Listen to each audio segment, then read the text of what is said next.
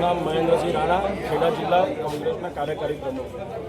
આજ રોજ ખેડા જિલ્લાના આગેવાનો અને કાર્યકરના મિત્રો સાથે દારૂબંધીના નક્કર પગલાં લેવાય અને જે રીતે ગુજરાતમાં વર્તમાન પરિસ્થિતિમાં છેલ્લા 5 વર્ષોથી દારૂના વેપાર વધી રહ્યો છે, ડ્રગ્સનો વેપાર વધી રહ્યો છે અને યુવાધન બરબાદ થઈ રહ્યું છે, એ બાબતે અગાઉ પણ અમે લેખિત ડીએસપીને આ અરજી આપેલી છે. તમને બતાવું છું.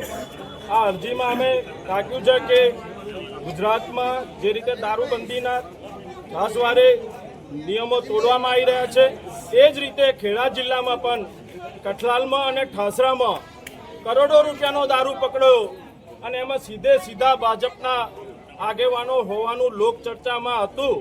તેમ છતાં એમને છાવરવામાં આવ્યા અને આ કેસને રફે દફે કરવામાં આવ્યો.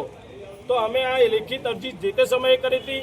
આજે અમારે જ્યારે વડગામમાં કોંગ્રેસના ધારાસભ્ય શ્રી જિગ્નેશ મેવાણી એમને જ્યારે પોલીસ સ્ટેશનમાં રજૂઆત કરવા ગયા અને રજૂઆત કરતાં એમને કહ્યું કે જે રીતે અધિકારીઓ કામ નથી કરતા અને અધિકારીઓ કામ નહીં કરે તો એમની સબે તપાસ થઈ અને એમના પટ્ટા ઉતરી જશે, એ વાત કરી.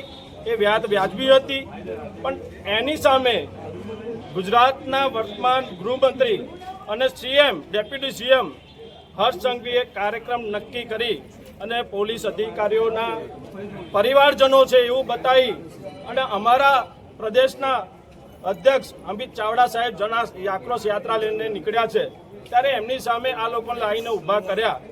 આ ખરેખર બહુ દુઃખદ બાબત છે કે જે રીતે પોલીસ નિષ્ક્રિય રહી અને દારૂના વેપાર વધી રહ્યા છે. લોકચર્ચામાં તો એવું છે કે પોલીસ જ દારૂનો વેપાર કરી રહ્યો એવું લાગી રહ્યું છે. તો આ બાબતે લોકોના પ્રશ્નોને ઉઠાવનારા લોકો સામે આક્ષેપ થાય એ ઘણું દુઃખદ છે.